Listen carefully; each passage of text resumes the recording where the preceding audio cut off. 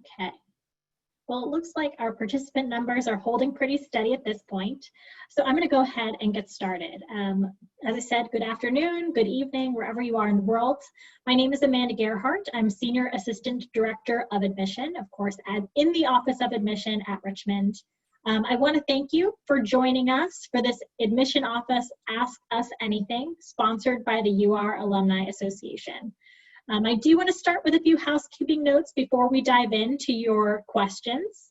I know this is a very different format from what those of you are used to. You can view this webinar like a virtual lecture hall.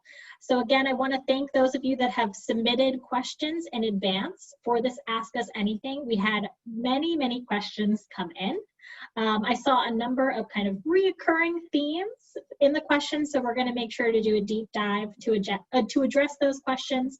And if time allows, at the end, I'm going to be happy to address the questions that have come in through the Q&A as well. I am hopeful that we'll get through as many questions as possible, but we did have quite a few pre-submitted. And I should also note that the Office of Admission does plan to host a few additional Ask Us Anything sessions throughout the fall. So tentatively, we hope to do another session once a month, at least through November, because we want to make sure that we are really supporting our legacy families as they embark on this admission journey and can get all their questions answered. So I'm here to represent the Office of Admission to share some insight not only to Richmond's practices, but also the higher education landscape at large. I know many of you are seeing the changes to admission practices as a result of COVID-19 and other things occurring in the country and the world, and are eager to know how best to support your students. So we are going to dive right in to address these questions. And again, thank you to all that submitted in advance. So one of the biggest questions that I saw from the pre-submitted questions was a lot around test optional. So you have seen that with COVID-19, access to standardized tests like the SAT and the ACT are not quite as accessible as they have been before. Lots of tests are being canceled. Students don't have adequate time to really prepare. And so many institutions across the US have now adopted new test optional policies. And a test optional policy essentially states that whereas otherwise in a previous admission cycle, a student would have had to submit either an SAT or ACT score to consider their application complete and be eligible for admission, they can now choose whether or not they want to submit those tests, either the SAT or the ACT. So what does the future of standardized tests look like, knowing that so many schools are going test optional? And I would say, first of all, our institutions are going to be doing a lot of heavy research this year. There was a lot of research to take a look at whether or not standardized tests are an adequate measure to determine a student's ability to be successful at a university or college campus. And so while we have now is a much larger pool of students that are likely to be applying without test scores. And so we're going to be able to do a lot of research and measurement to determine whether or not test scores, things like SAT and ACT, continue to be an adequate measure, or if perhaps they don't really give us an idea of a student's ability to be successful. So universities are going to be doing a lot of research to determine whether or not they are likely to extend their test optional policies, or if it's something that they want to add back. In the case of Richmond, historical studies have shown that standardized tests do help us to predict the success of enrolling students.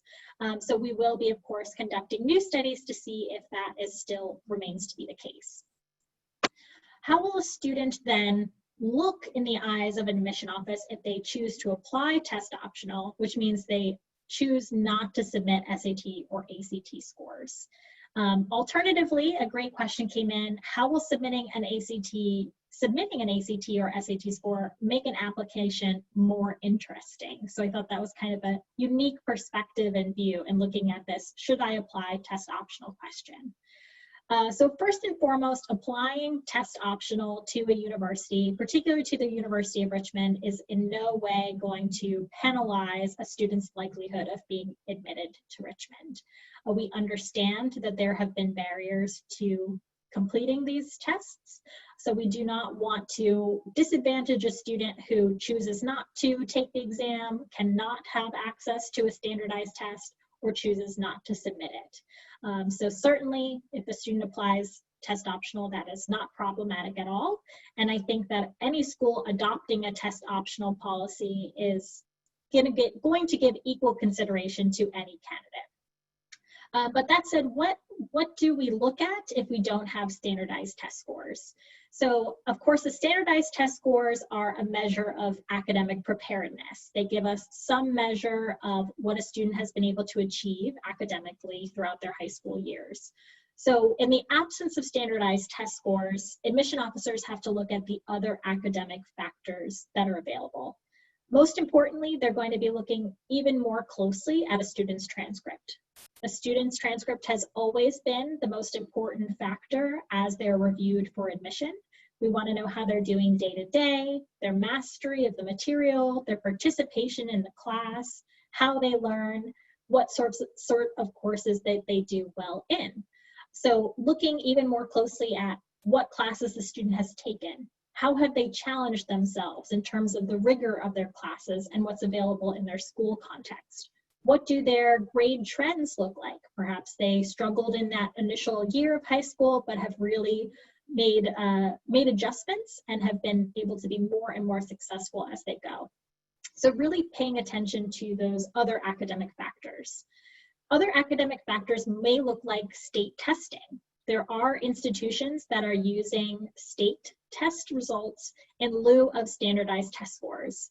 For example, in New York, the New York area where state tests are on a student's transcript, there have been a number of studies done from New York State institutions in looking to see whether or not state testing is an adequate predictor of student success. And their studies have shown that it is.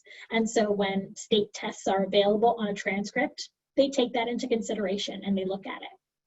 Some schools or students may also choose to submit their AP exam results if they have taken AP results.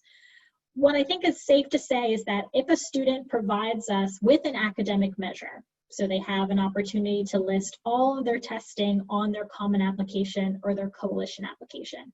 If an academic measure is there, whether it's on the transcript or on the application, and a student has chosen to apply test optional, an admission officer is probably going to be keen to give that another look. So really doing a deep dive into any sort of academic factor or material that might be helpful in seeing whether or not the student is poised to be successful on their campus in lieu of these standardized test scores.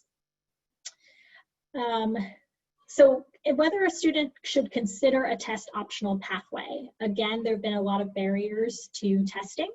But I think that really this becomes a very, very personal choice for a student.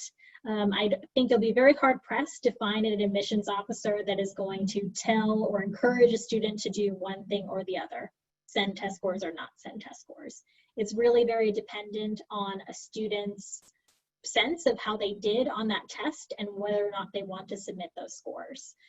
But one of the things that I do ask a student if they're questioning whether or not they want to submit test scores is, how did you feel on that testing day? Did you get a good night's sleep the night before? Did you have a good breakfast? Did you feel prepared? When you left the test, did you feel like it went pretty well? If these are questions that are all leading to like, yes, I felt good, I felt prepared, I felt ready, then perhaps these are tests that are really going to demonstrate a student's potential and they want to submit that test.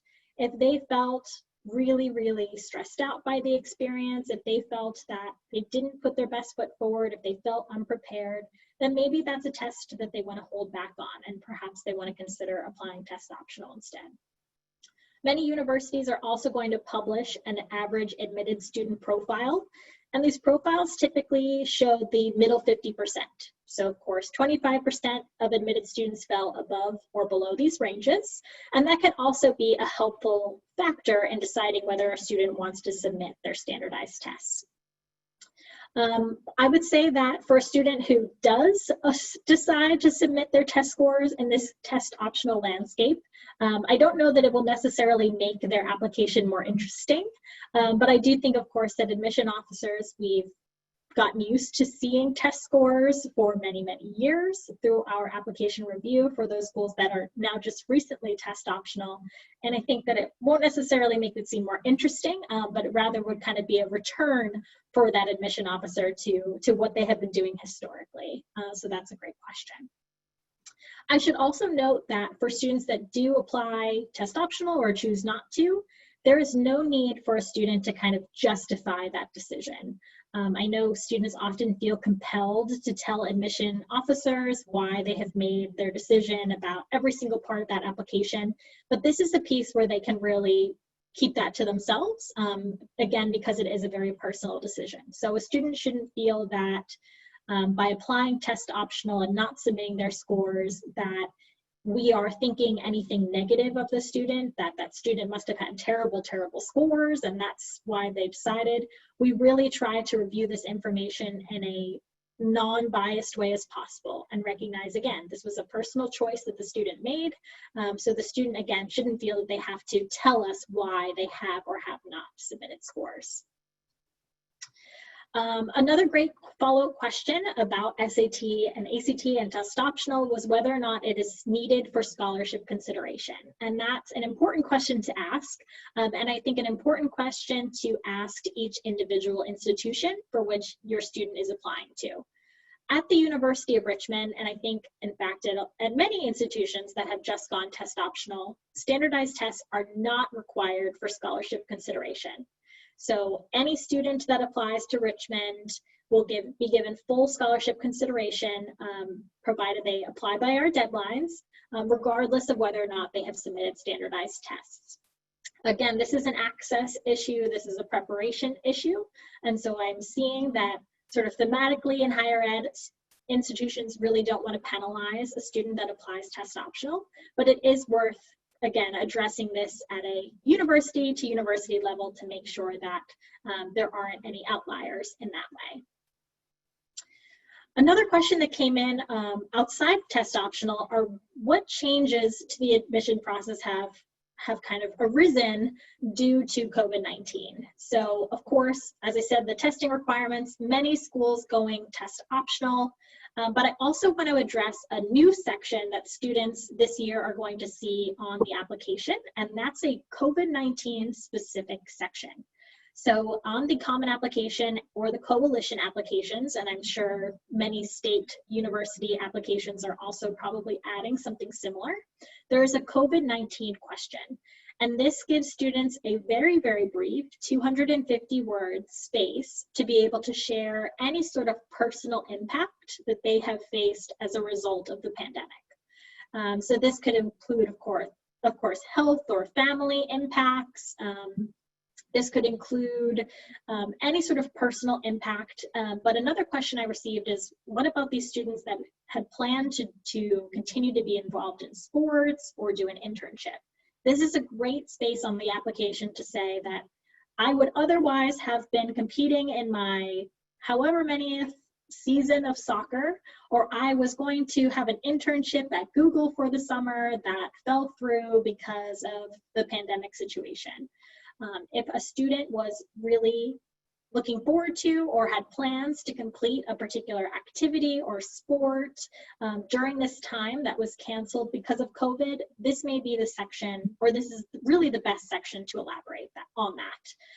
And again, because there's been this COVID-19 specific question, I think admission officers kind of universally, from connecting with many of my peers at different schools, is that we're really hoping students will use this section rather than the essay section.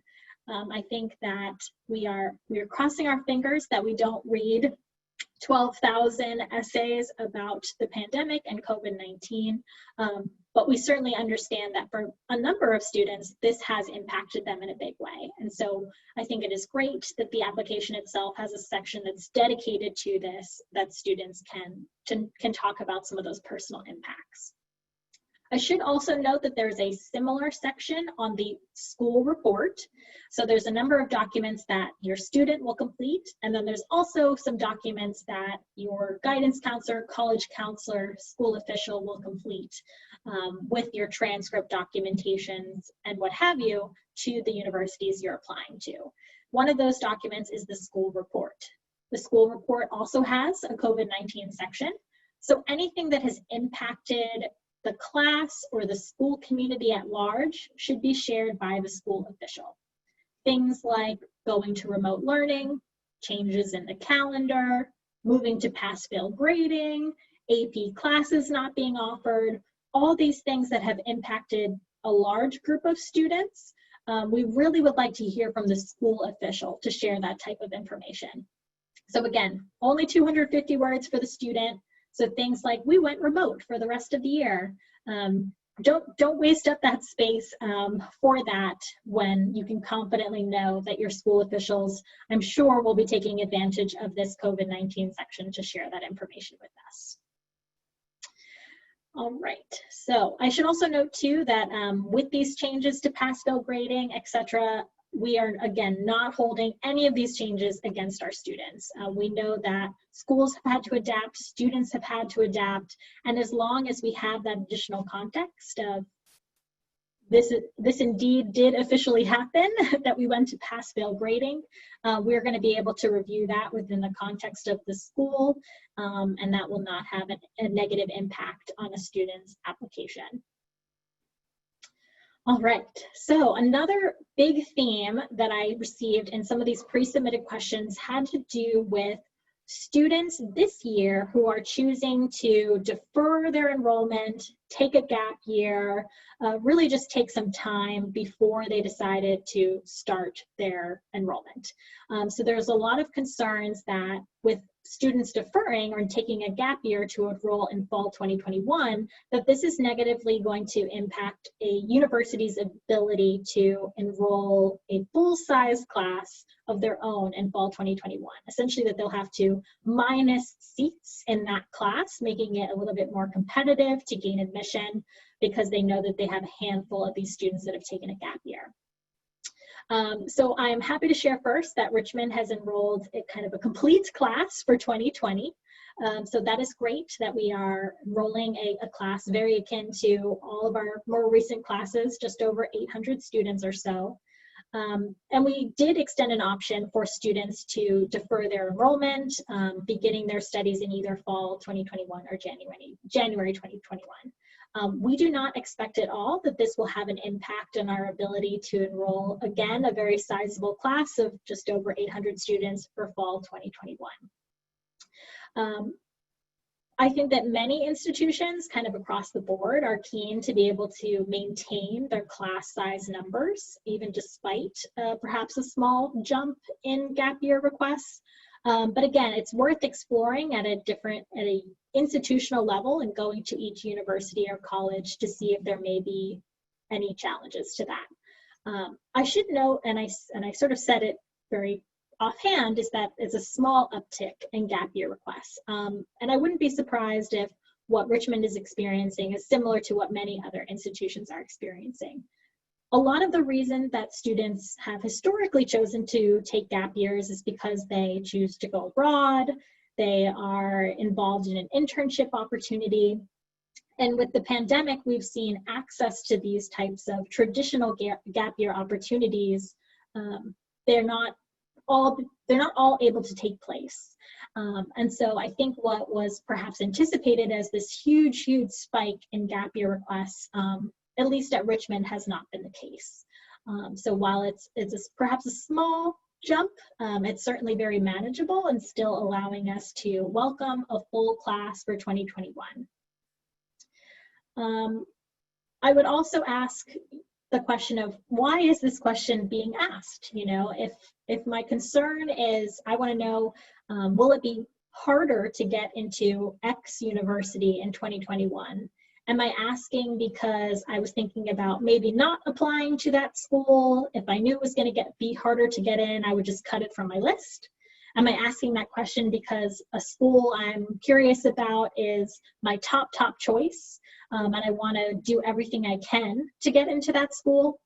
And I think if the answer to that latter question is yes, my top choice, then maybe kind of pivoting to, rather than ask, is it going to be harder to get in, is trying to think of ways to really bolster your chances of getting in and make sure that you're putting together a really strong application. Perhaps it's a school that you want to consider applying to early decision, and again, to increase your chances of admission. Or if the former, it's a school that you're thinking about cutting from your list. Why was it a school that you're thinking of cutting from your list? And maybe even if it's equally hard or easy to get into that school, perhaps it's just not the right fit for that student and not necessary to pursue an application at all. So I think getting to the root of the question can also be helpful in addressing some of those concerns, for sure. All right, so what else? We had a number of other questions come in about impacts because of COVID-19. The first is, how does need blind change in a COVID-19 world? So of course, the University of Richmond, we are need blind, and we also meet 100% of demonstrated need for our students. There is no discussion around changing our need blind policy. So we anticipate being need blind, even despite some of the economic impact that COVID-19 has had on our country and our world and on higher education. But this is a nuanced question for sure, and certainly one addressing to each individual institution as well. Each university has a different financial health record. Some schools may be adapting their policy given COVID-19 impacts, but the University of Richmond, there has been no conversations around changing our need blind policy. All right, so another theme, kind of getting into our third theme of the evening, is about how to engage with universities, how to visit universities, how to do your research on schools when schools are likely not taking visitors, and your school, your high school, is probably not taking visitors either. So I want to make sure to address all of those questions as specifically as possible. So first, I want to kind of give an idea of what the University of Richmond is doing right now. So the University of Richmond is not holding any formal in-person tours at the moment. We're not able to officially welcome outside visitors to our campus until we move into a different sort of stage of our reopening plan. But we are working very, very diligently to make sure we are highly accessible virtually, which is definitely a common trend across many institutions. So we are available for, we will be open shortly for a driving tour. We can also offer a self-guided tour for those students and families who are open to wearing masks as they peruse our campus. But I should note that for a student that really wants to get an inside scoop, see what it's like inside a classroom, see what it's like inside a residence hall, these virtual tours are really the best option. We are, again, making use of all of our resources to make sure that you can really see what student life is like. I think it's also important to consider where in the stages of your planning you are. So if you're in an early stage, doing a general information session and virtual tour is great. If you want to learn more about our programs, our majors, maybe you want to do a virtual open house and hear directly from a faculty member. Maybe you want to have a one-on-one meeting. In the case of Richmond, they're called spider chats with a current student or with an alumnus that graduated from that department. So we have a lot of opportunity and access to make the virtual search process extremely personalized, extremely dynamic. And I think many institutions are working just as diligently to make sure that students can really get to know the schools that they're applying to as well. Not being able to do things in person has not slowed us down, and it has certainly not made us any less keen to get to know our students. So definitely want to make note of that. I cannot believe how quickly we have almost come up on our time. I have so many more questions to get to. You have been staring at my one slide here with my name and email address. So in these last few minutes, I do just want to make sure, again, that everyone knows we will be hosting additional Ask Us Anythings with the Office of Admission in upcoming months. So please keep an eye on your email and on the calendar for more information. But we are also very happy to make ourselves accessible. So I am happy to be your point of contact in the Office of Admission, really to support you and your student if they have any questions about Richmond or admission as a whole. So please don't be shy in jotting down my email address. I'm always happy to support. But with that said, I want to try to get through a few more of these questions. All right, so this leads really nicely into what changes due to COVID-19 will remain beyond this year. So I mentioned that schools are going to be doing a lot of research and studies on their test optional candidates. I think it's very likely that you will see schools kind of adopt more permanent policies potentially. And this idea of virtual visit, this will not go away. This has been a great way for us to connect with students we otherwise would not have been able to. So virtual tours are definitely going to be a long-standing impact of COVID-19 for sure. All right, so some questions about demonstrating interest. So of course, demonstrated interest is a way to show genuine interest, a really genuine interest in the institution. This is usually something that you've gone out of your way to do your research and to connect because this is a school you're really interested in. There are schools and universities that consider what they call demonstrated interest in the admissions process. So the more a student has genuinely engaged with the school, the more likely they may be to be admitted. At Richmond, we do not consider demonstrated interest. But certainly all of the things that I've mentioned are happening virtually are going to count as demonstrated interest. Emailing admission officers, attending virtual events, asking questions at virtual events, following up with admission officers, doing interviews, all of these things happening virtually all count as demonstrated interest. And of course, early decision plans, which are something that at Richmond we do have, this is kind of the universal, purest form of demonstrated interest. So this is applying under a plan where if you get admitted, you are going to enroll. So that is another fantastic and very pure way to show demonstrated interest. How quickly do you get a decision if you apply through an early application plan? At Richmond, early decision applicants will hear in mid-December, and early action applicants, so this is a kind of an early application plan that's non-binding, they will receive an admission decision in late January. These timelines do vary from school to school, so again, important to kind of do your research. We're not shy about our deadlines and dates, so you should be able to find them pretty easily on each university website. But for the case of Richmond, you can apply early decision 1 or early action by November 1st, and you hear back in mid-December or late January, respectively. So that's great.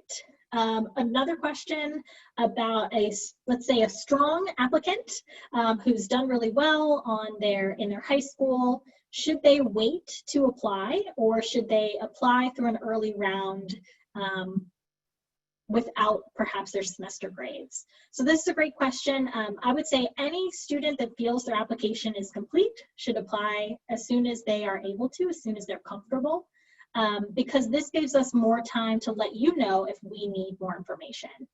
So for example, again, this student who's doing really, really well through their junior year, if they're ready to hit submit, go ahead and hit submit, because with any of these early plans, there are 3 different decisions that can be rendered: admit, deny, or defer.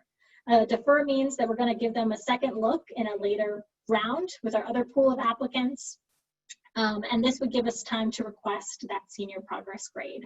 Typically speaking though, early senior progress is requested for all applicants before a final decision can be released. So even if a student applies early and things are looking pretty good for them to get admitted, admission offices still like to see those senior grades before they validate that decision and send out that admit letter.